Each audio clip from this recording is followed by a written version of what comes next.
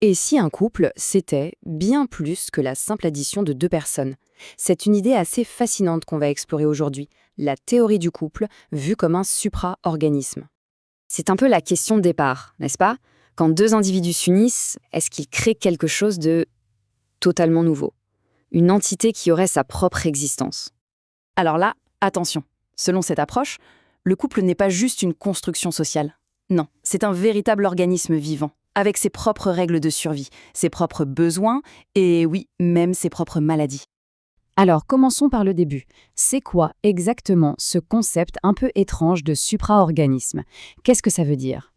L'analogie, ici, elle est vraiment très parlante. Imaginez un corps humain. Le cœur et les poumons, ils ne s'appartiennent pas l'un à l'autre. Ils appartiennent au corps qu'ils font fonctionner ensemble. Eh bien, dans cette théorie, c'est pareil. Les partenaires ne s'appartiennent pas l'un à l'autre, mais ils appartiennent et contribuent à cet organisme plus grand qu'est leur couple. D'accord, mais alors comment est-ce que cet organisme prend vie? Apparemment, ce n'est pas seulement l'amour ou le désir qui le crée. Non, l'acte fondateur, c'est quelque chose de bien plus précis. Et voilà le point crucial. C'est l'engagement à l'exclusivité, qu'il soit dit clairement ou non, qui marque la naissance de cette nouvelle entité. C'est ça, l'acte fondateur, celui qui transforme une simple relation en un système unifié, interdépendant. On décrit ce lien comme une sorte de triple alliance. Alors, énergétique parce que la libido, l'affection, tout ça circule à l'intérieur du système.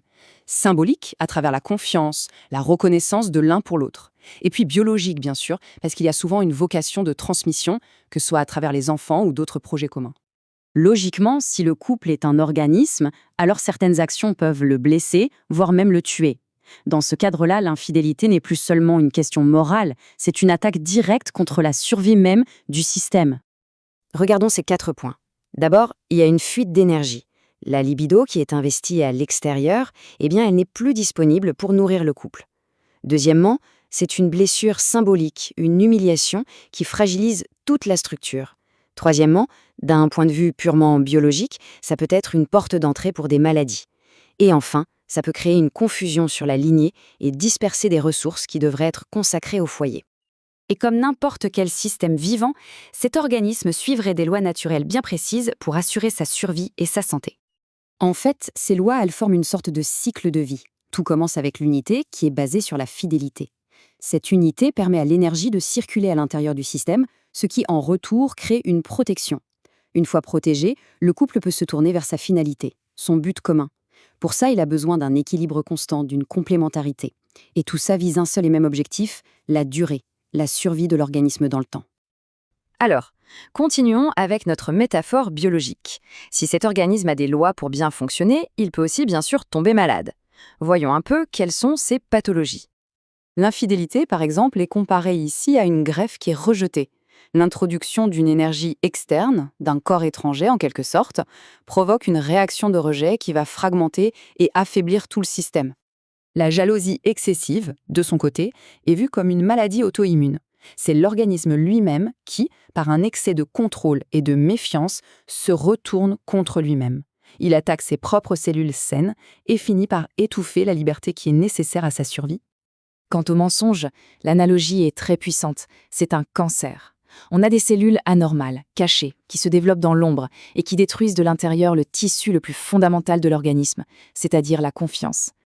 Et il y a d'autres menaces, bien sûr. L'individualisme excessif, c'est quand les partenaires arrêtent tout simplement de nourrir le système qui finit par mourir de faim.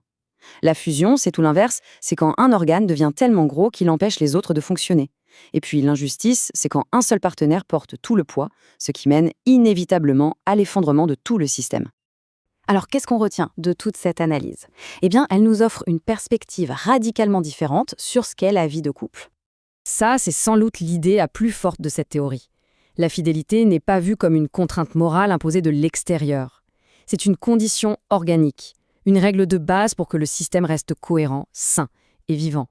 Au final, comme pour n'importe quel organisme complexe, la santé du couple, c'est une question d'équilibre.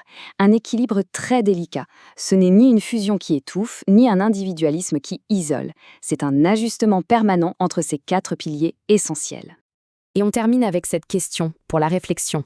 Si on voit son couple non pas comme un contrat, mais comme un être vivant, est-ce que ça change la manière de le nourrir, de le protéger, de le soigner au quotidien? La question reste ouverte.